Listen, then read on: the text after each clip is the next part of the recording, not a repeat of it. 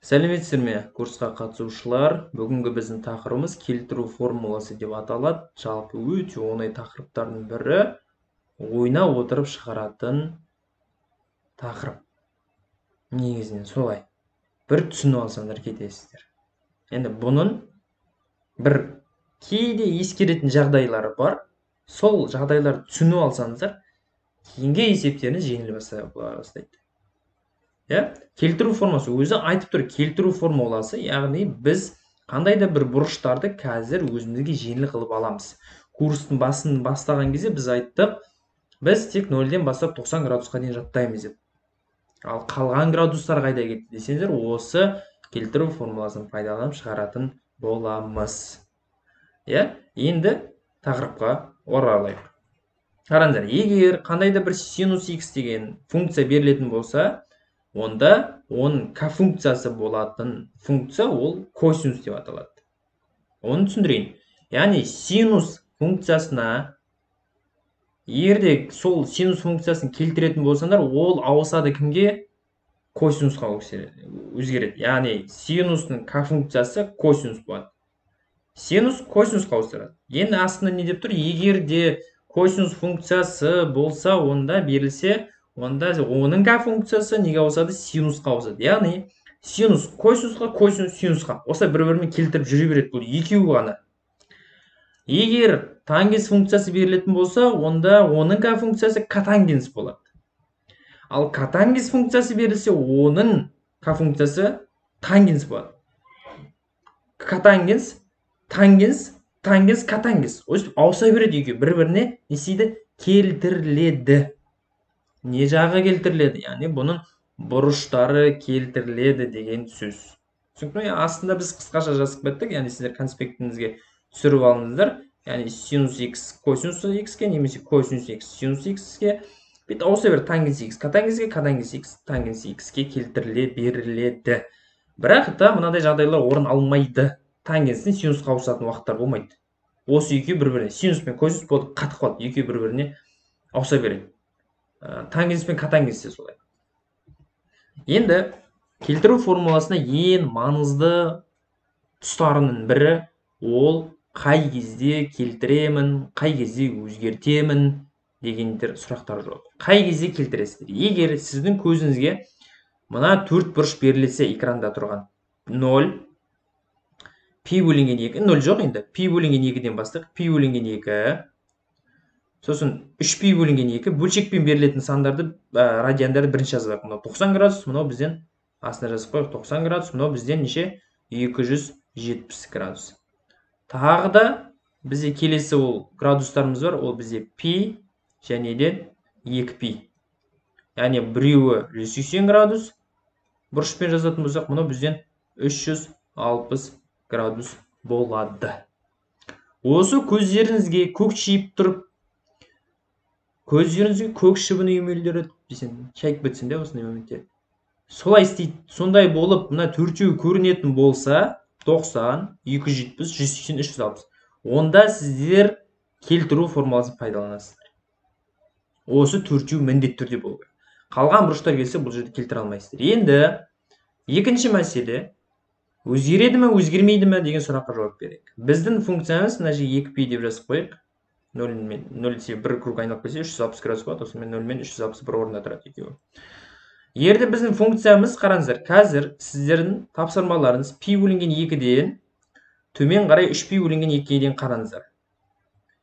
Қайтадан 3π бөлінген 2-ден пи бөлінген 2-ге қараңыздар. Үшінші тапсырма пи бөлінген 2-ден қайтадан 3π бөлінген 2-ге қараңыз. Сонда сіздің басыңыз сәл болса да бүйтіп көзіңіз не істеп жатыр? Қозғалып жатыр, дұрыс па? Көзіңізбен бірге басыңыз да қозғалып жатыр. Яғни қарау үшін, әрине, дұрыс па? Енді бұл астыға үстіге деген қандай жест? Яғни функция өзгереді ме десе, қандай жест? Я деп жатсыңдар. Яғни бұл не ол? Соглашение беру, рұқсат беру, Сенің атың Рабиға ма десе, сіздер, Рабиға болса, я деп жауап берді, Егер де 2π мен пи кездессе сіздердің алдарыңыздан, пи мен 2π кездессе, оған алмай кезде қарасыңыздар. 2π, пи, 2π, бүйтіп қарап отырған кезде не істейді? басыңыз отрицательный болып жатыр, яғни жоққа шығарып жатыр сізді, иә? Яғни сұраққа қалай жауап бересіздер? Сіздің атыңыз Рабиға ма десе, сіздер не? Жоқ деп жауап бересіз. Яғни бұл функцияларда функциямыз өзгермейді. Ал қай кезде өзгереді? Сонымен бүйтіп жазайық. Осы функцияларда өзгереді. Қай кезде? Пи бөлінген 2 мен 3пи бөлінген 2-нің екеуінің біреуі кездессе, онда функция өзгереді. Түсінікті ме осы жерден? Ал егер де пи мен 2пидің тек қана біреуі кездессе, функция өзгермейді. Анада өзгереді. Мына жақта пи мен 2пи де өзгермейді, ал пи бөлінген 2 мен 3пи бөлінген 2 де өзгереді. Олай қалай білемін десем, есеп келсе пи бөлінген 2 кездессе, так, пи бөлінген 2 жоғарыда тұр, значит функция өзгереді. Так, 270 келсе 3пи бөлінген 2 астында тұр, значит функция өзгереді деп өйстіп елестетіп шығарсаңыздар болады. Ал пи мен 2пи кездессе, так, пи қай жақта жанында ғой. Так, жанында болса онда өзгермейді деп отырасыздар, түсінікті ме? Яғни бұны кейбір ютубтан, гуглдан іздеп көрсеңіздер, жылқы әдісі деп келетін тұстарда бар. Жалпы жылқыға жылқы демей-ақ қояйық, жалпы осылай түсініп алайық, жақсы ма? Сонымен ары қарай біз қазір есептер шығаратын боламыз. Қараңыздар. Синус пи бөлінген 2 минус альфа неге тең деген сұрақ қойылған, яғни мына жерде тең бола тұру керек. Ары қарай қандай функция шығатынын табу керекпіз. Не істеймін? Қараңыздар. Менің көзіме кім көрінді? Пи бөлінген 2 көрінді. Яғни біз бұны қалай түсінеміз? Яғни біз пи бөлінген 2 деген радианнан қандай да бір радианды алып тастап жатырмыз деген сөз. Ол қалай түсіндірейін? Қараңыздар. Мысалы, мынау бізде бірлік шеңбері, дұрыс па? Бірлік шеңберінде пи бөлінген 2 мына жерде тұрады. Міне, пи бөлінген 2 осы жерде тұрады. Енді синустың таңбалары қалай болады? Бірінші және де екінші шеректе плюс болады, 3 пен 2 4-те минус болады, дұрыс па? Енді пи бөлінген 2-ден бір қандай да бір бұрышты, яғни 90 градустан бір альфа деген какой-то бір мелочный, мынандай бір нені бұрышты алып тастап жатсыңдар. Яғни қалай кетті ол? Артқа қарай кетті деген сөз. Егер қосылса, ол 90-ға қосылып жатыр, мысалы 30 градус қосылып жатыр мүмкін, мысалы сол альфаның орнында 30 градус болуы мүмкін, мысалы ше, яғни ол алдыға кетіп жатыр деген сөз. Яғни бұл жерде пи бөлінген 2 көзімен көрінді. Не істейді пи бөлінген 2-де? Әрине функция өзгереді. Синус кімге өзгереді? Косинусқа өзгереді. Ал бұрыш қандай болып тұр? Альфа болып тұр, міне бұрыш. Енді таңбасын анықтау керекпіз. Біз пи бөлінген 2-де тұрмыз да, одан азайтып жатырмыз альфаны. Ол нешінші шерекке келді? Бірінші шерекке келіп тоқтайды деген сөз. Сондықтан оның таңбасы синустың қандай? Плюс тек қана сонда есептің мәні косинус альфаның өзі болады. Сабақты бірінші көріп отырған оқушылар сәл түсінбей қалуы мүмкін. Қазір екінші есеп шығарып көрейік. Көзіме кім көрінді? Көзіме 90 градус көрінді. Не істейді? Функция келтіруге салынады. Функция, екінші сұрақ, функция өзгереді ме? 90 градуста өзгереді. Себебі 90 градус жоғарыда тұр. Өзгереді. Кімге өзгереді? Синус. Оның к функциясы косинус. Ал бұрыш қандай болып тұр? Бұрыш бұл жерде альфа болып тұр. Косинус альфа болады. Енді таңба. Біз синустың таңбасын қарастырамыз. Бірінші шеректе және де екінші шеректе плюс болады, 3 пен 4-те теріс болады. 90 градус төбеде тұр. Пи бөлінген 90 градус мына жерден. Оған қосып жатырмыз сәл какой-то бір. Ол алды қарай кетеді. Нешінші шерек келеді? Екінші шерек келеді. Таңбасы плюс, яғни косинус альфа болып тұра береді деген сөз. Үшінші есеп. Көзіме 180 градус көрініп қалды. Не істеймін? Бұны мен келтіремін деген сөз. Жақсы келтіреміз, бірақ функция өзгереді ме деген екінші сұрақты қоясыздар. 180 градус пен 180 мен 360 жанында орналасқан екі жанындарымыз. Функция өзгермейді. Себебі ол 180 мен 360 жандарында орналасқан. Сондықтан кім болып қалай береді? Функция өзгермесе, синус болып қалай береді? Бұрыш қандай бұл жерде? Бұл бұрыш бұл жерде альфа болып тұр. Енді таңбасын анықтау ғана қалды. Плюс, минус. Синустікін салдым таңбасын. 180 градус осы жерде пи деген. Енді қосып жатсақ не істейді? Біздің бірлік шеңберіміз алдыға қарай жылжиды. Яғни сағат тіліне қарсы жүреді. Қандай шерекке келдік? Бір үшінші шерекке келдік. Бірақ альфаның қосып жатқанын білдік. Үшінші шерек келдік. Таңбасы қандай болып тұр? Үшінші шеректің теріс болып тұр. Сондықтан мына жерге алдына синустың алдына минус синус альфа деп жазасыздар. Бір есеп шықты. Әрі қарай 3пи бөлінген 2 қосылған альфа синуста. 3пи бөлінген 2 қай жерде? Астта орналасқан. Асты мен үстіде орналасса, мен не істеймін? Функцияны өзгертемін. Синустың к функциясы қандай? Ол косинус болады, дұрыс па? Бұрышы қандай бұл жерде? Бұрышы альфа болып тұр. Енді таңбасын қарайық. дәу қылып сызайық. Дәптеріміз жеткілікті ғой. Плюс, плюс, минус, минус. 270 қай жерде? Ол мына жерде орналасады, міне. 3π бөлінген 2. Қосып жатырмыз десеміз, алды қарай кетеміз. Қай шерекке келіп тұр? 4-ші шерекке келіп тұр. Таңбасы қандай? Минус болады. Сонда алдына не қойып жібересіздер? Минус косинус альфа қылып жібересіздер. Міне есеп шықты. Бұл келтіру есептері деп аталады. Енді косинусқа келейік. Қандай бұрышты көріп тұрмын? Пи бөлінген 2-ні көріп тұрмын. Не істейді? Функция өзгереді ме? Өзгереді. Себебі пи бөлінген 2 жоғарыда тұр, өзгереді. Яғни бұл екеуінің біреуі қатысу керек деп айттым ғой. Сонымен функциямыз косинустың к функциясы қандай? Ол бізде синус болады. Бұрыш қандай болып тұр? Альфа болып тұр. Альфа деп жазамын. Енді таңбасын анықтауға алып. Мен косинустың таңбасын салам. Қай есеп беріледі, соның таңбасын салам. Косинус берсе, косинустың таңбасын саламын. Қате салдым ба? Әрине қате салдым. Косинустың таңбалары олай емес. Яғни бұл жерде косинустың таңбалары бірінші және төртінші шеректе плюс болады да, екінші мен үшінші шеректе теріс болады. Енді пи бөлінген 2 қай жерде орналасқан? Ол жоғарыда орналасқан. Мына жерде пи бөлінген 2. Ол азайтып жатыр, десек, артқа қарай кетеді. Таңбасы бірінші шерекке келіп тоқтаса, бірінші шеректің таңбасы плюс болып тұр. Значит, синус альфаның өзі болып қала береді. Алдына таңба қоймаймыз. Тең болады. Алтыншы есеп шығарайық. 3π бөлінген 2-ні көріп қалдым. Неге салынады? Келтіру формуласы салынады. Екінші сұрақ. Функция өзгереді ме? 3π бөлінген 2-де өзгереді, себебі ол астыда орналасқан. Біздің жест не болады? Соглашение болады, дұрыс па? Келісу болады ғой. Я деген. Сондықтан функция кімге өзгереді? Функция өзгереді ме десе, я, өзгереді. Себебі 270 градуста өзгереді. Кімге? Косинустың к функциясына, яғни синусқа өзгереді. Бұрыш қандай бұл жерде? Альфа болып тұр. Енді таңбасын анықтауға алады. 270, ол бізде қай жерде орналасады? Бірінші косинустың таңбаларын қойып алайық. Әрі қарай 270-ті қояйық. Ол мына жерде орналасқан. 3π бөлінген 2, 270 деген 2-1. Енді біз қосып жатырмыз, яғни есеп алдыға қарай кетеді. Нешінші шерек келді? 4-ші шерекке. Ал 4-ші шеректің таңбасы қандай? Ол бізде плюс. Значит, осылай қала береді. Таңбасы синус 10 болады. Жетінші есеп косинус 2π қосылған альфа дейді. Ал келтіру формуласы ма? Я, себебі кім қатысып тұр? 2π қатысып тұр. Екінші сұрақ. Косинус 2π-да өзгереді ма? Жоқ, өзгермейді. Кімнің өзінде қала береді косинуста? Таңбасы қандай? Альфа болады. 2π себебі жанында орналасқан, өзгермейді дейсіздер, иә? Енді таңбасын анықтауға алып.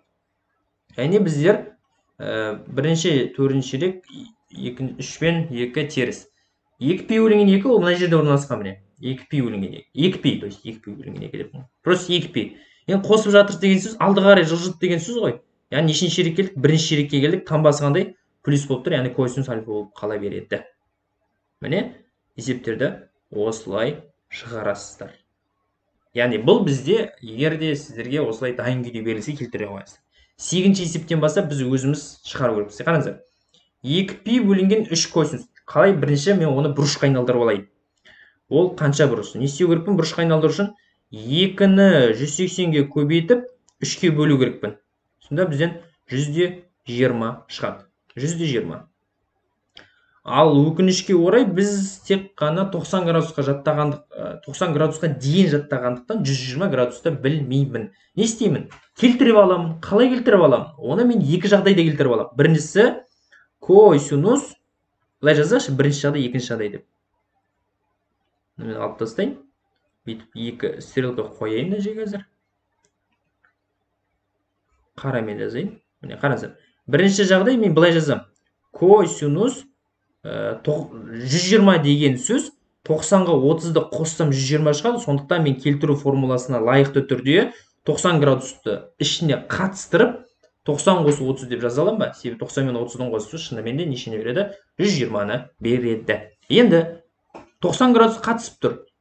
Косинус болып тұр. Несе келтіру формуласына келіп тұр ма? Келеді. Функция өзгереді ме? Өзгереді. К функция. Бұрыш қандай болып тұр? Бұрыш бізде 30 градус болып тұр.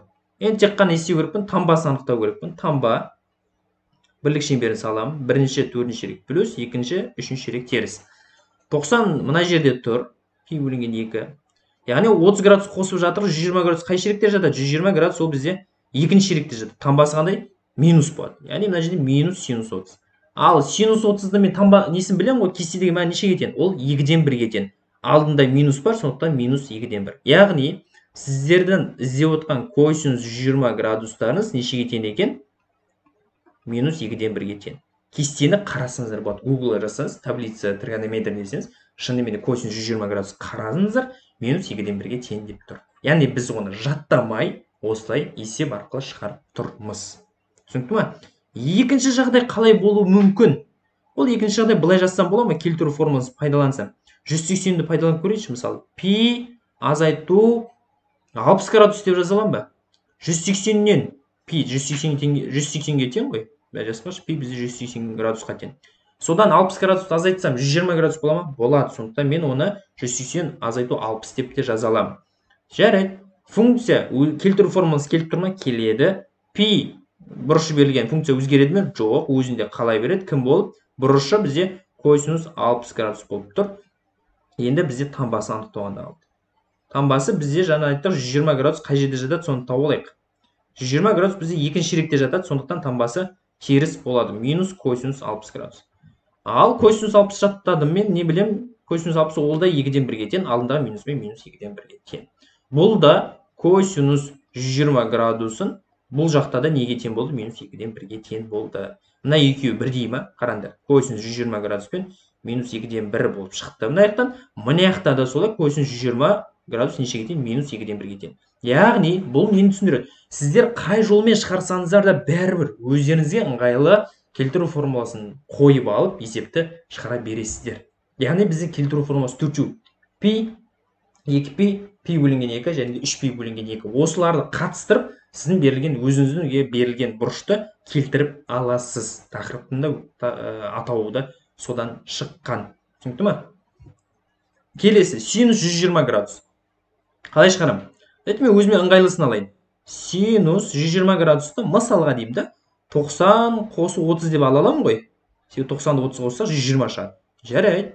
Так, менде не қатысып тұр? Келтіру формуласы қатысып тұр. 90 градус функция өзгере ме? 90 градуста өзгереді. Синус кімге өзгереді? Косинусқа өзгереді. Бұрыш қандай бізде 30 болып тұр, яғни косинус 30 градус болады. Таңбасын анықтау керекпін. 120 градус қай жерде жатады, соны тауып алайыншы мен. Бірінші, екінші, 3 пен 4 теріс бар, иә?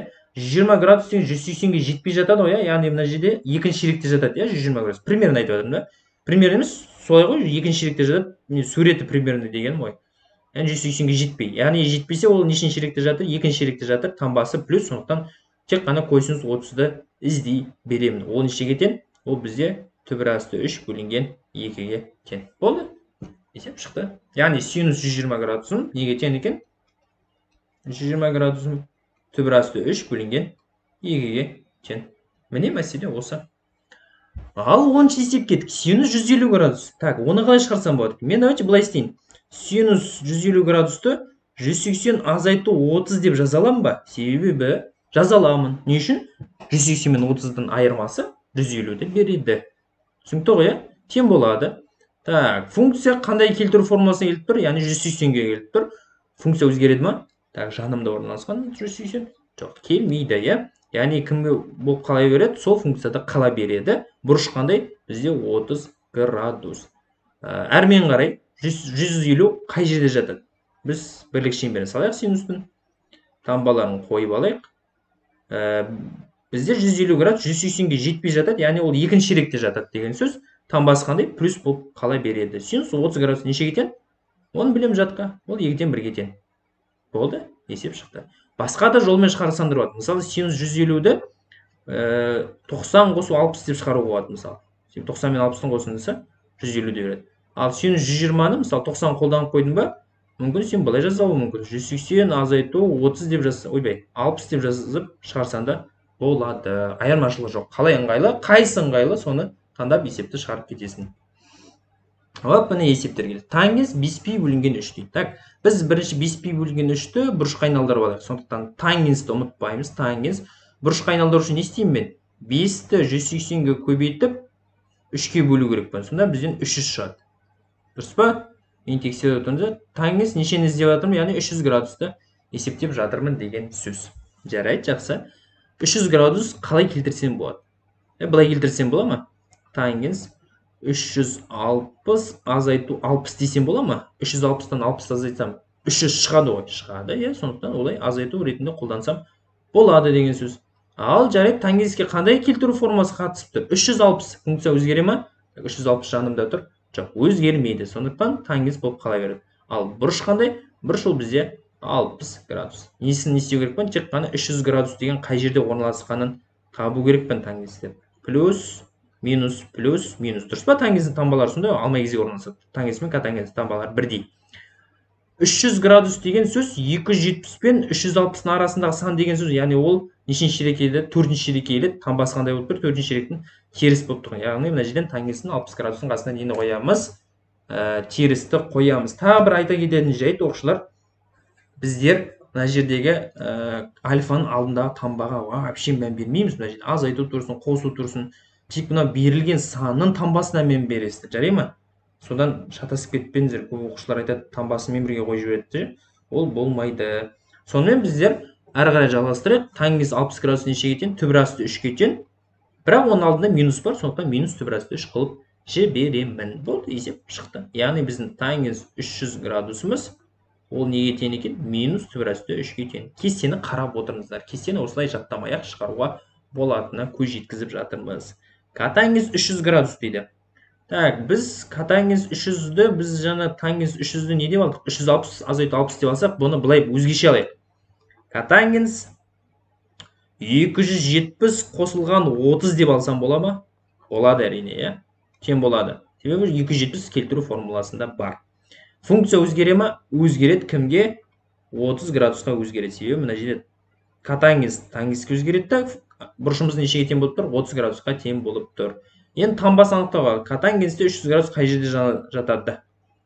Плюс, минус. Так, 300 градус 3-ші ширекте жатады. Ой, 4-ші ширекте жатады, таңбасы теріс болады. Яғни тангенс 30 градустың алдына не істеймін? Теріс таңбаны қоямын. Ал тангенс 30 градус нешеге тең? Түбір асты 3 бөлінген 3-ге тең, тек алдында несі бар?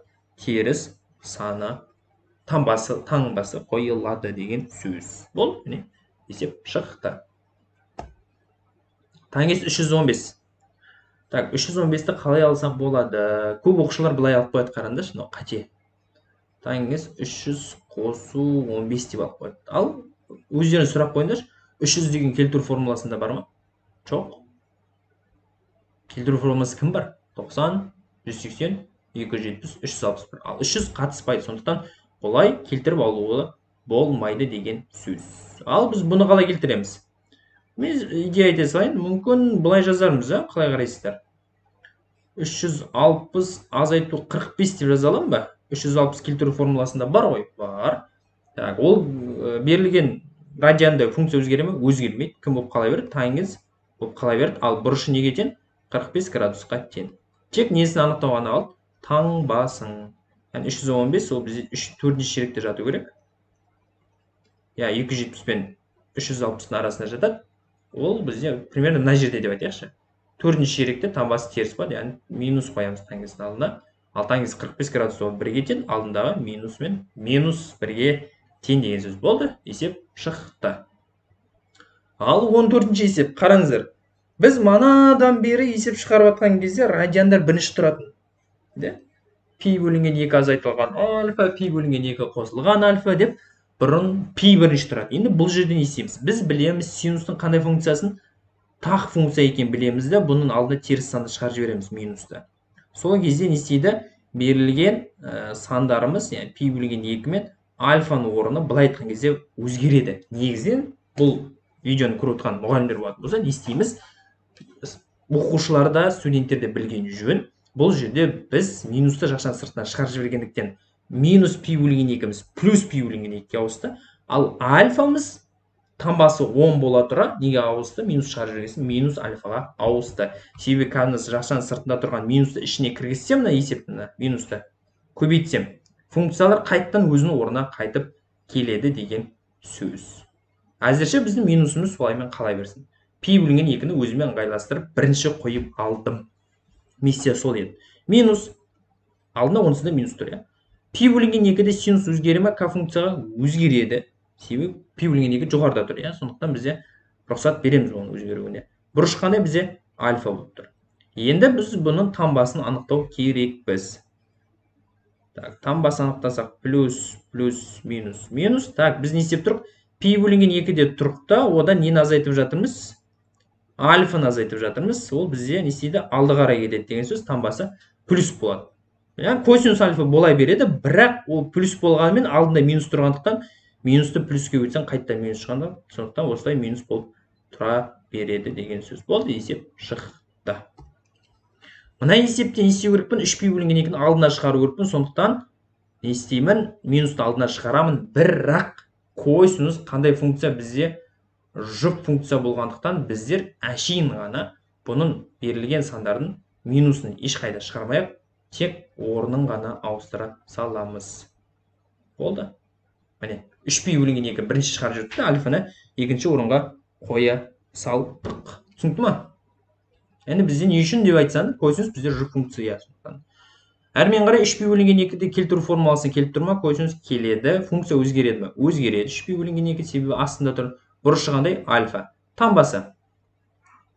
Таңбасы қандай? Бізде плюс, минус. 3π бөлінген 2 ол бізде мына жерде орналасады. Міне, мына жерде біз азайтып жатсақ не істейміз? Артқа қарай кетеміз. Таңбасы теріс екен. Сондықтан синустың алдына үшке қарай теріс санды қою керекпін. Теріс таңбаны қою керекпін. Болды, міне есеп шықты. Ал мына жерде де солай. 16-шы есепте тангенс альфа азайтылған 2π-ді алдыға шығару керекпін. Сондықтан оның алдына мен минусты шығарып жіберу керекпін. Тангенс бізде функция, сондықтан оның алдына смело минус шыға береді. Минус алдына шықты деген сөз сандардың былай оңай айту үшін орындары ауысты деп айтуға болады. Біздер таңбасын алдыға шығарып жібердік. Соңғы кезде минус 2π-іміз плюс 2π-ге айналып кетті. Оның таңбасы 10 болып тұрған альфа, ол бізде минусқа айналып кетеді. Сондықтан минус, енді есепке кірісек. Тангенс 2π-да бізде функция келтіруге келе ме? Келеді. Өзгере ме функция? Жоқ, өзгермейді. 2π себебімен жанымда тұрады. Бұрыш қандай? Бұл жерде бұрыш қатысып жатқан альфа. Енді таңбасын анықтауға қалды. Біз таңбасын қойсақ, бізде алма кезек кетеді таңба тангенсте. Біз не істеп жатық? 2π тұрып мына жерден 2π-дан азайтып жатық, яғни артқа қарай кетті деген сөз ғой. Таңбасы қандай? Теріс болады екен. Сонда бізде қараңыздар. Минус жақшаның ішінде тангенс тағы да минус болады. Көрдіңіздер ме? Сол кезде мына минус пен минус тұрған екеуі бір-біріне көбейтіліп кетеді. Минусты минус көбейтсең плюс шығады да, тек қана кімнің өзі шығады? Тангенс альфаның өзі шығады деген сөз. Таңбалармен жұмысты осылай жасаймыз. Ал 17-ші есеп. Бұнда пи-ді алдыға шығару керекпін. Тангенс қандай функция? Бұл да тақ функция. Яғни тақ бізде үшеу, синус, тангенс, котангенс. Ал жұп өзі біреу, ол бізде тек қана косинус болып табылады. Ал сондықтан минусты алдына смело шығарып жіберемін. Минус котангенс, біздер оңай айту үшін, оңай істеу үшін просто сандардың орнына ауыстыра саламыз. Пи азайтылған альфа. Сонымен келтіру формуласы келіп тұр ма? Пи бірінші тұр ма? Келіп тұр. Функция өзгереді ме? Жоқ, себебі пи жанымда 180 градусқа тең. Котангенс бұрыш қандай бізде? Альфа болып тұр. Енді қарақ, біздің алдымызда минус бар. Енді таңбасын анықтау керекпіз. Таңбасы бізде қалай болады? Плюс, минус. Так, біз пи-да тұрық, яғни мына жерден. Біз азайтып жатырмыз. Азайтсақ десеміз, артқа қарай кетеміз. Таңбасы қандай бізде теріс болып тұр. Сондықтан бұны былай жазамыз. Былай жазған қате болады негізінен, алдыңғы есепте де солай жазып жібердім. Минус, котангенс альфа деп жазу керекпіз біз. Себебі котангенстің өзінің таңбасы минус болып тұр. Оның үшін минусын алдыға шығардық, сондықтан 2 минус болып тұр. 2 минусты бір-біріне тұрғасын есеміз көбейтеміз. Сол кезде плюске айналып кетеді, тек қана кімнің өзі шығады? Котангенс альфа деген бір бұрыш шығады екен. Болды, міне осылай келтіру формуласына байланысты есептерді шығарасыздар. Егер түсінбесеңіздер, видеоны асықпай мұқият қарап шығасыздар. Және де менің жекеме де өздеріңіздің кураторларыңызға да сұрақ қоюға болады. Келесі бізде 18-ші есеп. Бұнда бізде кәдімгідей манағы үйретілген заттарды қайталауға берілген есеп екен. Енді таңғалмаңыздар, бірақ бізге синус 1470 берілген. Қалай келтіреміз? Біз үлкен сандар берілсе, бұның барлығын 360-ға бөле берейік. 360-ға, 270-ге, 90-ға, бірақ мейлінше 360-ға, 270-ге бөлінген ыңғайлы, себебі олар 180-ден де 90-дан да үлкен ғой. Сондықтан оны 270-ге және 360 4қа бөле беруге болады. Мен қазір калькуляторымды ашамда 1470-ті 360-қа бөлем. Қанша болады? Яғни 360-тың қанша градус жасайтынын көрейінші. Қанша рет айналатынын көрем. 1470 бөлінген 360. Яғни бір 4, 0, 8, 3, 3, 3, 3 деген есеп нелі сандар шығып кетті, бірақ мен оны түсінемін, былай ол бізде. Яғни біздің берілген есебімізде 360-ты не істейді? 4 рет айналады деген сөз. Және де қанша болады бізде 4-ті 360-ға көбейтсек? 1440. А бізге 1470. Ары қарай қанша қоса салады? 30 градус қоса салады. Келісесіздер ме? Келісесіздер әрине. Себебі 1404 қайдан шықты десеңіздер, 1470-ті 360-ға бөлсеңдер 4 бүтін бірден деген сан шығады. Содан алып отырмын мен. Бүтінін алмай отырмын да, тек қана ондық бөлшектен алмай, ондық сандар алмай тұрмын да, жаңағыдай үтірден кейінгі сандар. Тек үтірге дейінгі, яғни бүтін санды ғана алып отырмын. Сондықтан мен білем, былай жазамын. Синус 1470-ті мен жеке шығарып көрейін былай жағында. Сен түсінікті болу үшін. Әрқайсысын жеке-жеке шығарып алсам болады ғой. Былай ала аламын. Синус 360-ті қанша айналып тұр? 4 рет айналған кезде, және де 1400 болу үшін тағы да 30 градус жетпей қалады. Яғни 30 градус қосам деген сөз. Тең болады. Яғни мынау не ол? Бізде келтіру формуласы. Екеуі келтіру формуласы. 360 градус функция өзгере ме? Өзгермейді. Кім болып қала береді? Синус болып қала береді. Бұрыш қандай? Бізде 30 градус. Болды. Енді бізге нені табу керек? Тамбаны анықтау керек. Тамбаны анықтау үшін синустың тамбасына жүгінейік. 360-ты біз 4 рет айналып келдік. 1 айналып, 2 айналып, 3 рет айналып, 4 рет айналып. Мына жерде қайтып 4-ке келдік, міне 4-ші көру. Алдыға қарай неше жүре салдық? 30 градус жүре салдық. Нешінші ширек келіп тұр? Бірінші ширекке тамбасы плюс, яғни синус 30 градус неге тең? Ол жай шен 2-ден 1-ге тең. Сонда сіздің берілген есептегі синус 1470 деген дәу бір есеп, қиын есеп. Ол неге тең? Әшейін 2-ден 1-ге тең екен. Ол не істедім? Мен келтіру формуласы арқылы шығарып алдым. Әрмен қарай нені есептеу керекпін? Косинус 660-ті есептеу керекпін. Так, астына жазайық. Косинус 660. Не істеймін? Мен 2-ке бөліп көрейін ба екен? 2-ке бөлсем 1 бүтін шығады, ол бөлген қажет емес. Маған тым болмаған 2 бүтін шығу керек. Давайте біз 660-ты 270-ке бөліп көрейік. Қаншадан болады екен? 660-ты бөлейік 270-ке. 2 бүтін болады екен. 2 бүтін. Бірақ мен 4 деген сан шығып кетті, бірақ оларды алмаймын, тек қана бүтін бөлігін аламын. Қайтадан 270-ті калькулятормен 2-ке көбейтемін да, не істеймін? Қосатын сияқтымын. Себебі қараңыздар, 270-ке 2-ні көбейтсек 540 шығады. Ал 660 болу үшін неге жетпей тұр? 660 болу үшін әлі тағы да 120 жетпей тұр. Келмей қалып тұр, 120-ның өзін тағы келтіру керек болып қалды ол бізге. 270-ке емес, керісінше 660-ты бөлейік 90-ға. 90-ға бөліп көрейікші ал. 660-ты бөліп көрейік 90-ға. Келтіріп жатырмын мен осылардың біреуіне келе ме екен деп. 660-ты 90-ға бөлсем 7 бүтін 3 шығып кетеді, сондықтан 7 бүтіннен берем. Қайтадан 7-ні 90-ға көбейтем. 7-ні 90-ға көбейтсем 630 ғой. Ал 660 болу үшін тағы неше жетпей тұр? 30 градус жетпей тұр. Бола ма олай? Болады екен. Яғни 660-ты қалай жаза аламын мен? Косинус міндетті түрде жақша ашылған 7 көбейтілген 90 градусты пи бөлінген 2 деп радианмен жазайын әдемі болу үшін. Және де қосамын неше градусты? 30 градусты қосамын деген сөз. Тең болады. Енді бұны тамбасын қалай анықтаймын? Так, бірінші функция өзгере ме? Пи бөлінген 2 қатысып тұр ма? Қатысып тұр. Өзгере ме? Өзгереді.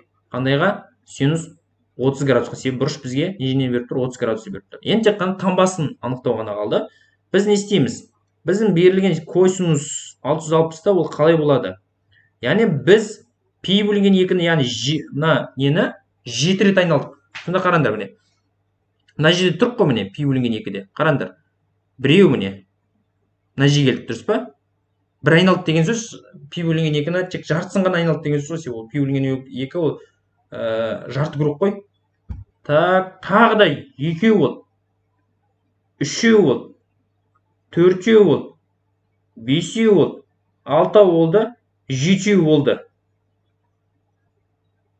Жоқ, 90 градус олай айналмайды, қазір күте тұрыңыздар. 90 градус олай айналмайды. Мынаны алып тастайық. 90 градус былай айналады міне. ол жарты круг, өзім айтып жарты круг деп айналып тұр айттым, бірақ жартылай айналып тұрмын мен. Міне біреу, міне 90 градус жаса. Міне екеу, міне үшеу, төртеу, міне бесеу кетті, алтау кетті, неше келді? Міне жетеу кетті. Қай жерге келіп тұр? Мына жерге келіп тұр екен бізге, иә? Ал осы жерге келдік та неше тағы да 30 градусты қостық. Алды қарай кетті. Неше келді? Сонда плюске келді. Яғни 660 деген ол мына жерден нешінші ширек болады екен? Бірінші ширек келіп тоқтайды екен. Таңбасы қандай? Плюс болып тұр. Тек қана синус 30 сонымен нешеге тең екен? Плюске ол бізде 2-ден 1-ге тең деген сөз. Міне 2-ден 1 шықты. Жарайды. Енді соңғысы қалды. Бізде қандай есеп? Ол катаңыз мында 125. Оны мына жанына шығарайық. Катаңыз мында 125 градус. Тең болады. Енді крупный сан болып тұр. Мұн 125-ті мен калькулятормен енді смело 360-ға бөле берейік. Көрейік қанша шығады екен. 125 бөлу 360. 3 бүтін шығады екен. Яғни 360 3 рет айналады деген сөз ғой. Так, 360-ты 3 рет айналса, қайтадан 360-ты 3-ке көбейтіп көрейік. Мында 80 болады.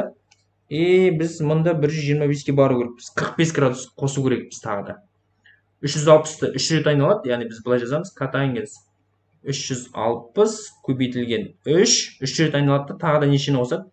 45 градусты қосады деген сөз. Енді таңбасын анықтау ғана қалды. Катаңыздың таңбаларын салайық. Плюс, минус, плюс, минус. Мында 125 қай жерде орналасады? Ол қалай? 360 3 рет айналады, яғни бір группты 3 рет айналады деген сөз. Біреу, екеу, үшеу, 3 круг айналып, қайтадан орнына келді, яғни 360 градус мына жерге. Нешені қосып жатыр? 45 градус, яғни алда чуть-чуть бір какой-то 45 градусты қостық. Ширекке неше келіп тұр? Бірінші ширек келіп тұр, таңбасы қандай екен? Плюс. Яғни біз функция өзгермейді, яғни катаңыз 45 градус болып қала береді. 360 градусты өзгермейді ғой. Не істедік? Таңбасы плюс болып тұр, ал катаңыз 45 градусты әшейін неге? 1-ге тең. Міне 3 жауап шықты. 1, 2-ден 1, және де 2-ден 1. Сонымен біз орнына қояйық. Не істейміз? Синус 1470 ол 2-ден 1-ге тең болды. Азайтылған косинус 660 неге тең болды? 2-ден 1-ге тең болды. Және де катаңыз мында 125 нешеге тең болды? 1-ге болды. Яғни қосу 1. Тең. 2-ден 1 мен 2-ден 1 жойылып кетеді. Таңбалар әртүрлі бірдей саны жойылып кетеді. Тек қана не қалды? 1-дің өзі ғана қалды. Болды, есеп шықты. Жауабы 1-ге тең екен шықты. Міне көрдіңіз бе? Асықпай үшеуін жеке-жеке келтіріп аласыздар осылай. Мысалы, 360-қа бөлінбесе, онда 270-ке бөлініп көр. Бөлінген кезде де былай, анау үтірмен шығып кете береді бәрі. Келтіресің. Мысалы, бізде мына 660-ты 270-ке бөлген кезде 2 бүтін шықты да, бірақ қайтадан 270-ті 2-ке көбейтіп тексеріп көрген кезде 660-қа әлі де 120 жетпей тұрғанын көріп қалдық біз. Сондықтан біз ойландық, значит, сәл 270-ті 120-ны қайтадан келтіру керек па? 270-ке емес, 90-ға бөліп көрейін деп келесі бір санды таңдадым. Солай жалғастырып есепті шығаруға болады деген сөз. Көрдіңіздер ме? Еңбектену керек осындай есептерде. Және де бізде соңғы есеп, есепті шығару керекпіз. Ал есепті шығарайық. Синус әрқайсысын жеке-жеке шығарайық. Бірінші біздер алып алайық. Синус жоғарыдан бастап шығарайық. 420-ны алайық. Оны қалай келтірсем болады. Жалпы синус 420-ны мен 360 қосу 60 деп ала аламын ғой, синус 360, яғни 2π қосылған 60 деп ала аламын, 360 60 қоссам 420 шығады. Так, функция келтіру формуласы келіп тұр ма? Келіп тұр, себебі 2π қатысқан. Функция өзгереді ме? 2π-да жанымда орналасқан жоқ. Өзгермейді. Значит, біз не істейміз? Синус деп жаза береміз. Бұрышымыз қандай? Ол бізде 60 градус болып тұр. Нені анықтау ғана қалды? Таңбасын анықтау. Таңбасы 420 қай жерде орналасады? 420 ол бізде плюс, минус деп таңбасын қойып. Не істеп тұр? 360-та тұрмыз, және де 60-қа неше қосып жатырық? 360-қа тағы да 60 градус қосып жатырық, яғни бірінші ширекте тұрмыз деген сөз. Яғни таңбасы плюс. Яғни бұдан синус 60 градус тек қана неше шығады? Түбір асты 3 бөлінген 2 шығады. Яғни бұл жерде минусы жоқ, таңбасы 10 болып тұр. Міне біз таңбасын анықтап алдық. Екіншісі, біз не істейміз? Синус 150-ді шығарайық. Синус 150-ді қалай шығарсам болады екен? Біз былай шығарайық. Синус 180, яғни пи азайтылған 30 деп алсам бола ма? 180-нен 30 азайтсам 150 шығады ғой? Шығады. Сондықтан бізде келтіру формуласы қатысып тұр ма? Қатысып тұр. Кім? Пи қатысып тұр. Пиді өзгере ма? Жарымда орналасқан жоқ, өзгермейді, иә. Яғни синус болып қала береді. Бұрышы қандай? Бұнда 30 градус болып тұр бұрышы, міне. Көрдіңіздер ме? Енді таңбасын анықтау ғана қалды. Біз не істейміз? Синустың таңбаларын саламыз. Бірінші, екінші шекте плюс, үшінші, төртінші шекте теріс. 150 деген ол бізде синус 180 мен 90 градустың арасында жатады. Яғни ол бізде үшінші ширекке келіп тұр, яғни 150 градус. Ол не ол бізде таңбасы плюс. Тек қана синус 30 сонда нешеге тең екен? 2-ден 1-ге ғана тең екен деген сөз. Жарайды, оны шығардық. Үшіншісі біздер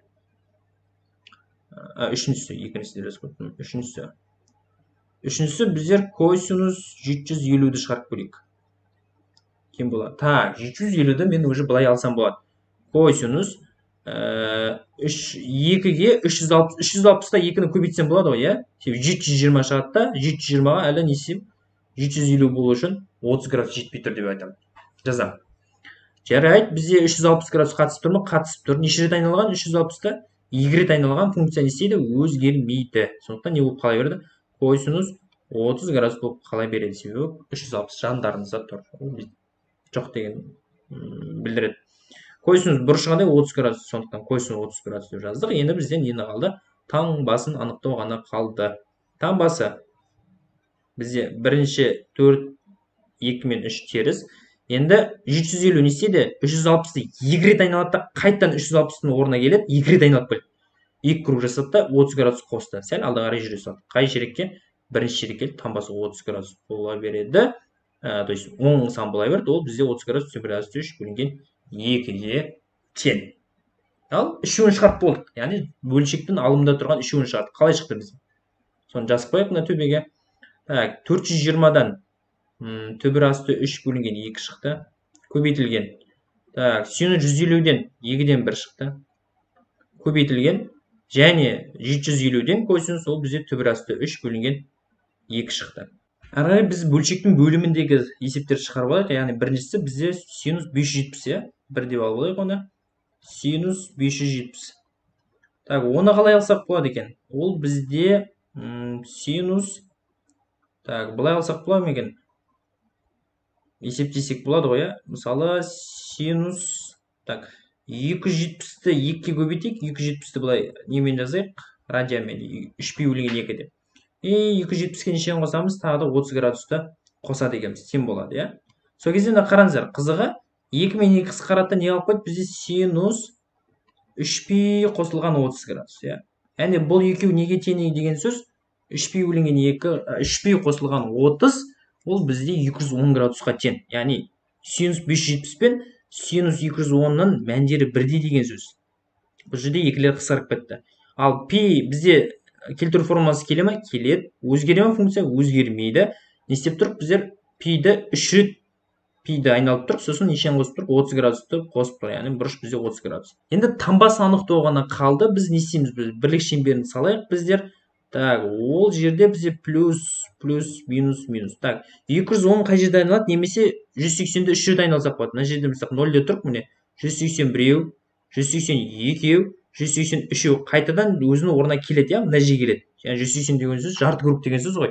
Не істеп жатырмыз? 30 градус қосып жатырмыз, сәл алдыға жүреміз деген сөз. Яғни нешінші шерек келдік? Үшінші шерек келдік. Яғни бұл жерде минус 570 градус орналасады деген сөз. Яғни таңбасы теріс болады, минус болады. Минус синус 30 градус, яғни бұл бізде минус 2-ден 1-ге тең деген сөз. Иә? Әрмен қарай шығарамыз, иә? Әрі қарай бізде не тұр? Синус 1230 тұр бізде. 1230 қалай тұрады бізде? Соны шығарып көрейік қазір. Так, екіншісі бізде сонда мына жанына жазайық. Екіншісі есеп синус 1230 градус.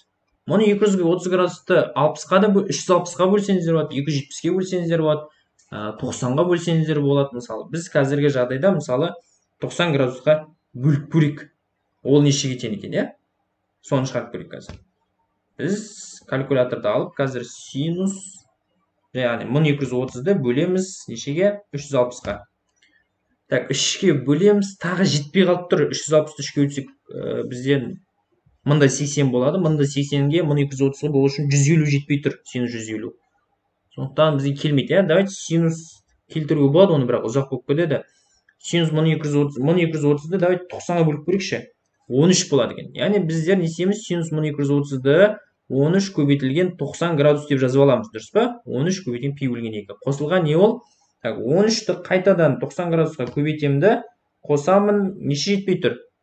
1230-ға әлі де 60 градус жетпей тұр екен. 60 градусты қосамын деген сөз. Тең болады. Функция өзгере ме? Пи бөлген 2 қатысқан өзгереді кімге? Косинусқа өзгереді. Функциясы қандай бізде? Таңбасы бізде 60 градус бұрышы. Енді таңбасын анықтау керек. Таңбасын қалай анықтаймыз? Біздер қазір мен бұрышқа өзгеріп кетейін, мына жаққа кетіп қалайын. Біздер мына жерден қараңыздар, бізде таңба плюс минус қой. Енді 1230 деген қай жерде орналасады? Біз пи бөлген 2-ні 3 рет айналамыз. 13 рет айналамыз. Қараңыздар, 0 градустан бастаймын. Міне 1, 2, 3, 4, 5, 6, 7, 8, 9, 10, 11, 12, 13. Яғни біз қай жерге келдік? Мына шерек келдік 13-ке. Енді не істеп жүрміз? 60 градус қосып сәл алдыға кетеміз. Таңбасы қандай екен? Яғни таңбасы плюс, ол екінші шерекке келеді екен. Сонда косинус 60 градус әшейін не деп жазамыз? 2-ден 1 деп қана жазамыз. Таңбасы бізде плюс болады. Ең соңғысы бізде үшіншісі косинус 660. Осыны шығарған секілдіміз. Қашан? Мына жерде что-то жоқ. Мен қазір орнына қайтып келейін. Ал мына жерге келдік. Енді косинус 660-ты шығару керекпіз. Ол алдыңғы есепте болды деймін. 660-ты біз келтіріп неше шығардық? Синус 30 градус 2-ден 1 қылып шығардық. Яғни бұл жерден бізден 1-ден 2-ден 1 деп жазып кете салайық. Енді болды, оны есеміз бөлшектің бөліміне апарамыз. Синус 570 қанша болды бізде? Минус 2-ден 1 болды. Әрі қарай бізден синус 1230 неге тең болды? Бізден 2-ден 1-ге тең болды, көбейту 2-ден 1. Және 660 нешеге тең болды? Ол да 2-ден 1-ге тең болды. Қысқаратындар бар ма? Так, бар, 2-ден 1 мен 2-ден 1 қысқарып кетеді. Сызылып кеткен ба? Так, мынаны алып тастайық. Ал мына жерден бар ма тағы да қысқаратындар? Басқа қысқаратындар жоқ. Енді мына жерді өрнектейік. Бізде не істей қалды? Түбір асты 3 бөлінген 2-ні түбір асты 3 бөлінген 2-ге көбейтсек, түбір асты 3 пен түбір асты 3 көбейтсек 3 қалады. Ал 2-ні 2-ге көбейтсек 4 болады. Әрі қарай мына жерде минус 2-ден 1-ді 2-ден 1-ге көбейтсек 2 мен 2-ні көбейтсек 4 болады. Минус 1 мен 1-ді көбейтсек минус 1 болады. Яғни минус 4-тен 1. Бұл не істейміз? 4-тен 3 бөлшекті бөлу ретінде жазам. 4-тен 1 деп жазам. Минус 4-тен 1. Минусты 1-ден алдына шығарсақ, себебі біреуінде минус жоқ қой. Біреуінде бар, біреуінде жоқ. Сондықтан минусты жақшаны алдына шығарып қояйық. Сонымен минус жақшаның ішінде 4-тен 3. Так, бөлу көбейтуге ауысады да, екінші тұрған санның орнына ауысады 1-ден 4. Сонымен 4 пен 4 қысқарады, тек қана 3-тің өзі қалады. Яғни 1-ді оқудың қажеті жоқ, 3 бөлу 1. Қайтадан 3 шығады ғой.